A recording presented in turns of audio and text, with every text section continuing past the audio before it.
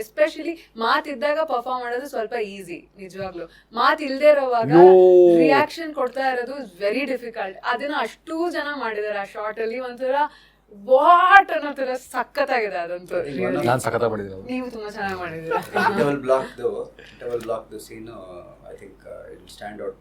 It ತುಂಬಾ ವರ್ಷಗಳು ಆ ಸೀನ್ ಬಗ್ಗೆ ಮಾತಾಡ್ತಾರೆ ಅಂತ ಅನ್ಸುತ್ತೆ. ಆ್ಯಂಡ್ ಅದಕ್ಕೆ ಕಾರಣ ಏನಂದ್ರೆ ತುಂಬಾ good performances. Super. Friends series follow ಮಾಡ್ತೀರಾ?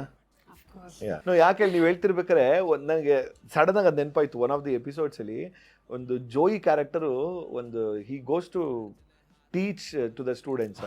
He says the biggest, as an actor, the biggest thing you have to learn is like to react ಅಂತ ಹೇಳ್ತಾರೆ. We laugh at it, but it is so bloody true ಅಂತ ನನಗೆ ಅನಿಸ್ತಿದೆ ಅಂತ. The minute when you said, ನಂಗೆ ಅದೇ ನನ್ನ ತಲೆಗೆ ಹೋಗಿದ್ದು. One of the most important things in soap opera acting is reacting. This does not mean acting again.